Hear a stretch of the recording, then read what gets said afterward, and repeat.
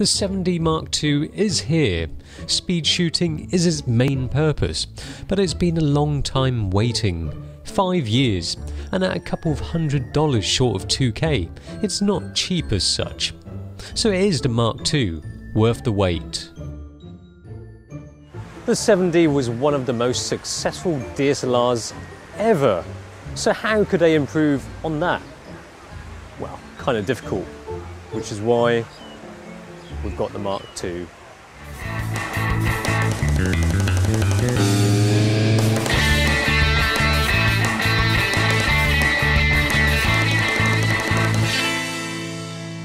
So it's taken Canon 5 years to present the Mark II in a body that looks just like the 7D. It's still an insanely rugged chunk of metal wrapped with rubber and plasticky feeling stuff.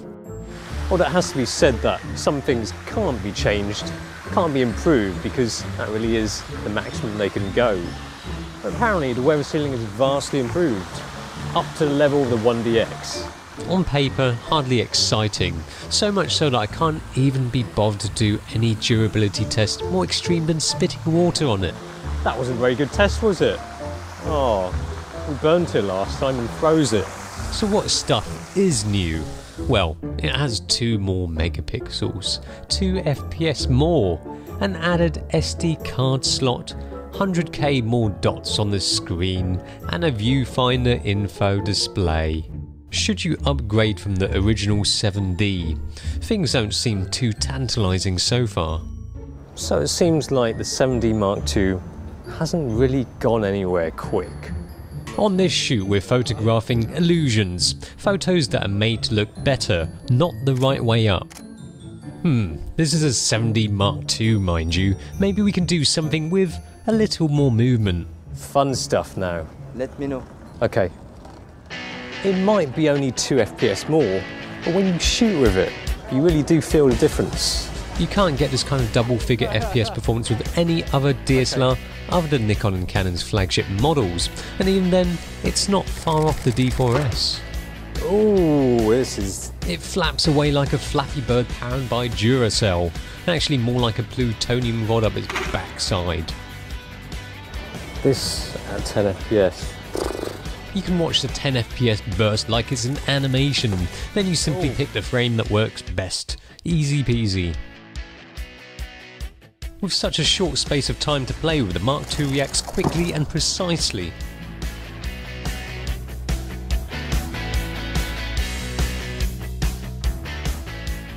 Now this, we want Yannick to look like he's hanging off the post, but the hand has to be in a way where it's really bloody difficult. He's laughing. He can only do that for just a very short amount of time, so this has to be quick enough to get that shot before you can come back down again. Okay.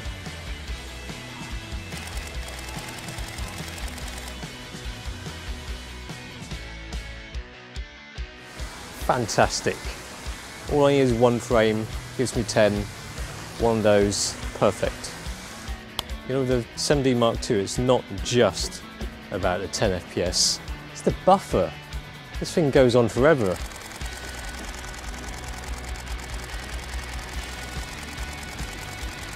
It's like over 1,000 JPEGs.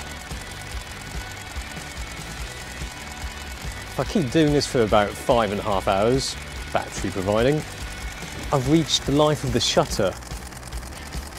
It's balmy, that is. Perfect. It's like an Olympic dismount. You know when you dismount? Yes. Do you dismount with one arm still holding it? You want 1 arm to be like I want to get that moment when you dismount that it's just 1 arm.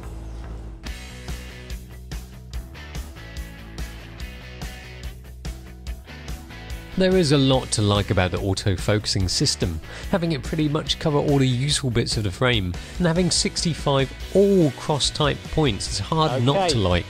Does it work well? I'd say it works pretty bloody well. no good, no good, no good. Look at that, perfectionist. You know, one thing I like is that it's got this little lever for changing the autofocus modes. Pick from your 65 all cross type points. Choose the right mode. Let's let the camera pick. One thing I wasn't too keen on was the intelligent tracking and recognition face tracking thing. Oh. Overall, pretty good performance, but there were a couple of shots that lost focus however. That's like some Inception shit there. Yeah. Oh. In this shot, the tiled walls could be floor tiles, with Yannick running along the wall. The wall looks like the floor, floor like the wall. There are a couple of useful improvements when it comes to video mode for the 7D Mark II. First, there's the autofocus, and it's supposedly quite good. Then you can shoot 50 or 60 frames per second in full HD.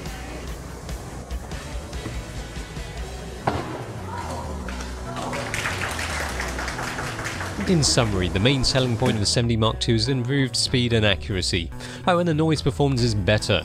Well, not difficult to be better than the 7D. ISO 6400 will get you some nice clean shots, although I noticed some banding in the ISO 12800 shots, although they still look alright. Not the best noise performance around, but okay.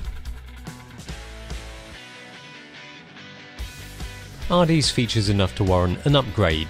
Is it worth shelling out that much more to get this?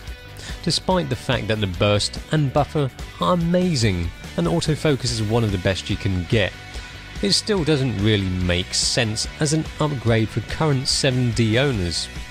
But sometimes the best things in life simply don't make any sense at all.